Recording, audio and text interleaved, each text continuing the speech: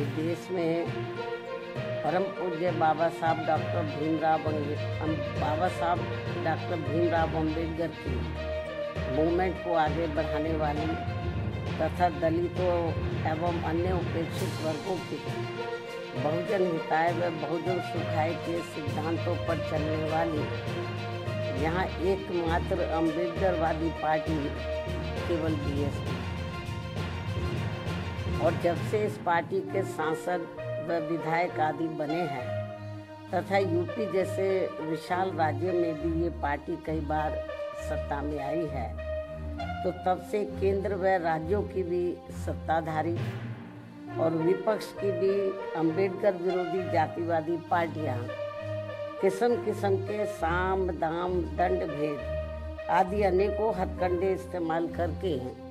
BSP को कमजोर करने में लगे। और इस मामले में सत्ता व विपक्ष में बैठी जातिवादी पार्टियों ने पर्दे के पीछे से विशेषकर दलित एवं अन्य उपेक्षित वर्गों में से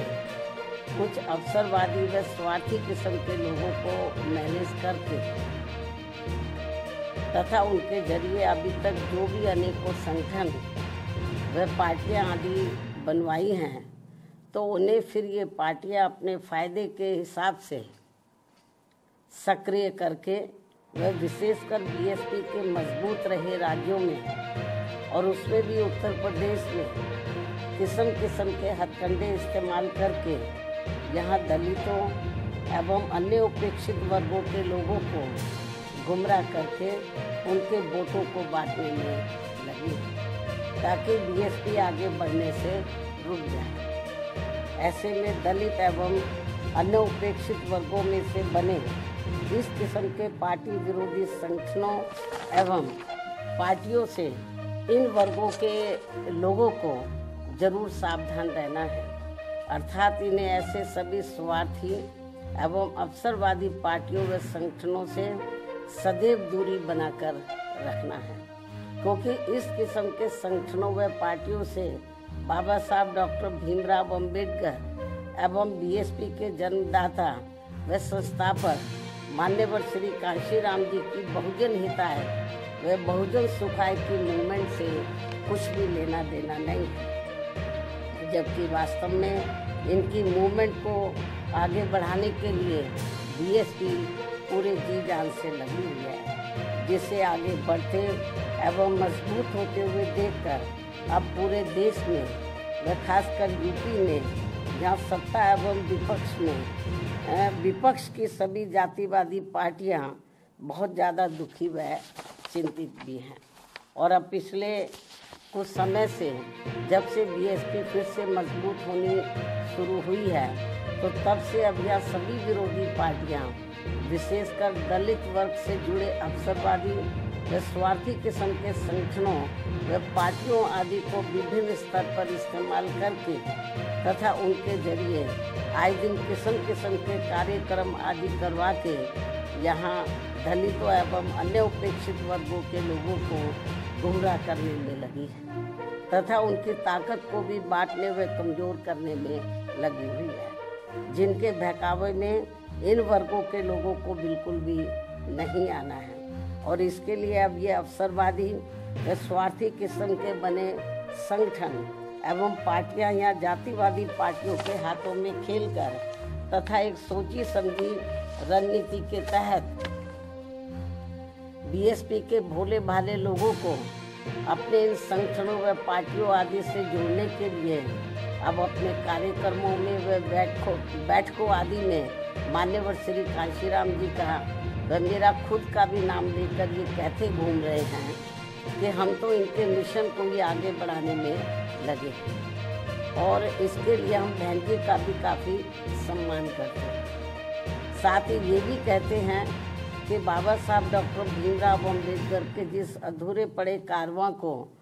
बीएसपी पूरा करने में लगी है, उसके साथ हम भी खड़े हैं। इस किस्म की वो बातें करते हैं लोगों को गुमराह करने के लिए। इस प्रकार से ये सब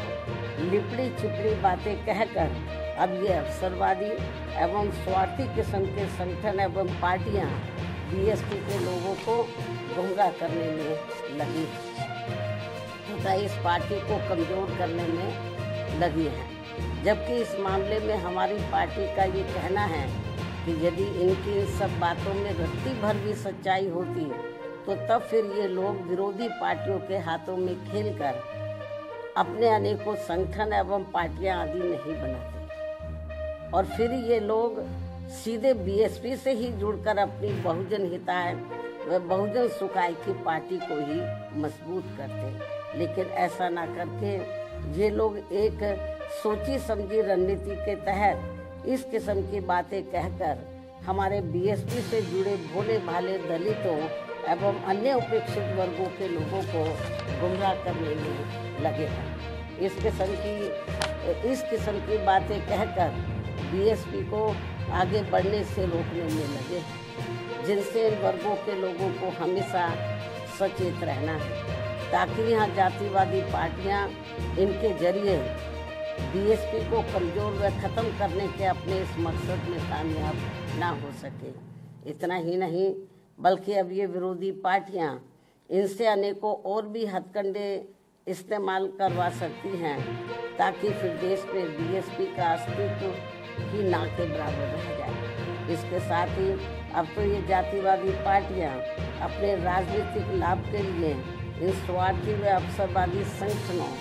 एवं पार्टियों को जिंदा रखने के लिए चुनाव में अपने वोट भी ट्रांसफर करा के इनके अब एक आधी एमपी व एमएलए भी जितवा कर भेजे। इतना ही नहीं बल्कि ईवीएम में भी धांधली करा के अब बीएसपी के उम्मीदवारों को जीतने भी नहीं दे रही है ताकि दलित एवं अन्य उपेक्षित वर्गों के लोगों का बीएसपी से मोह भंग हो जाए। हालांकि ईवीएम में धांधली को लेकर अब विपक्ष की पार्टियां भी काफ़ी कुछ बोल रही हैं। ऐसे में अब हमारी पार्टी सहित अधिकांश विपक्ष की पार्टियां भी यही चाहती हैं कि देश में सभी छोटे बड़े चुनाव पूर्व की तरह ही बैलेट पेपर के जरिए होने चाहिए, जो वर्तमान सरकार के रहते तो संभव नहीं हो सकता।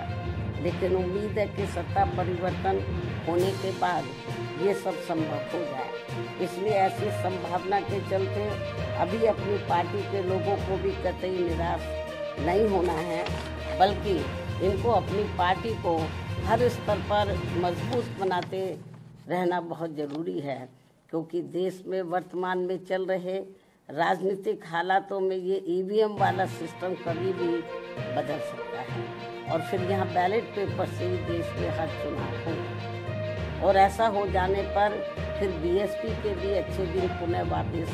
लौट आएंगे। इस उम्मीद के साथ ही पार्टी के लोगों को यहाँ जातिवादी पार्टियों के इशारों पर बने ऐसे सभी अवसरवादी एवं स्वार्थी किस्म के संगठनों एवं पार्टियों आदि के हथकंडों से सावधानी बरतते रहना बहुत जरूरी है। इसके साथ ही पार्टी के लोगों को अपनी एकमात्र हितैषी पार्टी बीएसपी के जनाधार को बढ़ाने की तरफ भी इन्हें विशेष ध्यान देना है, ताकि फिर अपनी ये पार्टी खासकर यूपी में पुनः पूर्ण बहुमत के आधार पर सत्ता में आसीन हो सके, जो ये सर्वजन के हित में होना यहाँ बहुत जरूरी है। इसलिए कांग्रेस, बीजेपी व सपा आदि इन पार्टियों के सहारे व इशारे पर चलकर दलित एवं अन्य उपेक्षित वर्गों की एकता व इनकी एकमात्र हितैषी एवं अम्बेडकरवादी पार्टी बीएसपी को कमजोर करने वाले ऐसे सभी अवसरवादी व स्वार्थी संगठनों एवं पार्टियों के नेता चाहे अपने निजी स्वार्थ में सांसद, विधायक व मंत्री आदि क्यों ना बन जाएं, तो भी इससे इन वर्गों के लोगों का कुछ भला होने वाला नहीं है। इसके अलावा यहाँ मैं ये भी कहना चाहूँगी कि पिछले कुछ समय से हमें ये देखने के लिए मिल रहा है कि देश की राजनीति में एक दूसरे के विरुद्ध द्वेष, विद्वेष, संकीर्णता व मुकदमेबाजी आदि की नकारात्मकता इस हद तक बढ़ गई है कि आए दिन नेताओं के बीच किसी न किसी विषय को लेकर होने वाली असभ्य एवं अभद्र आचरण से जनता काफी हैरान व दुखी भी है कि अतः वर्तमान में चल रहे ऐसे हालातों में इन लोगों से सही जन व देश हित भला फिर कैसे संभव हो सकता है, जबकि वास्तव में देश में ऐसा फैला विषैला माहौल सीधे तौर पर यहाँ के विकास व आत्मनिर्भरता के प्रयास को बाधित कर रहा है तथा देश के धनासेठों की संपत्ति अब ज्यादातर विदेशी निवेश में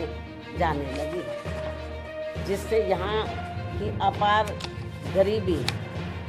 बेरोजगारी, अशिक्षा व पिछड़ापन आदि की ज्वलंत समस्याएं और भी ज़्यादा गंभीर होती जा रही हैं। और इस बीच भारतीय अर्थव्यवस्था में अस्थिरता की मिल रही खबरें भी अति चिंतनीय हैं। देश के जीडीपी ग्रोथ में गरीब बहुजनों की उचित भागीदारी न होना अर्थात देश के विकास में सब समाज का हित निहित नहीं होना, ये वास्तविक कारण है जो सबके विकास को अपेक्षित संतोष नहीं दे पा रहा है। इसलिए सबका विकास होना जरूरी है।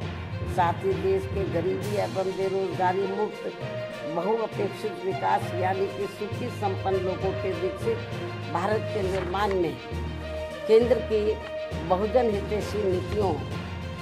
के साथ साथ राज्यों के गुड गवर्नेंस की भी भरपूर भूमिका न होना ये भी सोचने की बात है, जबकि यूपी जैसे बड़े राज्यों को भी सबके विकास का दायित्व निभाना अत्यंत आवश्यक है। इतना ही नहीं बल्कि वर्षों से अपने देश की सीमाएं भी पूरे तौर से सुरक्षित नहीं होने के कारण यहाँ समय समय पर आतंकवादी वारदातें भी आए दिन घटित होती रहती हैं। अभी हाल ही में पहलगाम की हुई ताज़ा घटना इस बात का खास उदाहरण है जो अति दुखद व चिंतनीय भी है, जिस पर इस समय देश में काफ़ी राजनीति भी की जा रही है। ये भी बड़े दुर्भाग्य की बात है जो नहीं होनी चाहिए। वहीं दूसरी तरफ अब देश में कोरोना का भी तेजी से प्रकोप बढ़ रहा है, जिसके रोकथाम के लिए भी सभी राज्य सरकारों को विशेष ध्यान देना चाहिए। साथ ही देश में लगातार बढ़ रही गरीबी एवं महंगाई आदि ने भी लोगों को अब काफ़ी तोड़कर रख दिया है। इनके साथ साथ इस समय देश के कुछ भागों में भारी वर्षा व तूफान आदि आने की वजह से भी लोग बहुत ज़्यादा मुश्किल में हैं। इन सब मामलों में भी केंद्र व राज्य सरकारों को जरूर ध्यान देना चाहिए। साथ ही सरकारें कार्यक्रमों के प्रति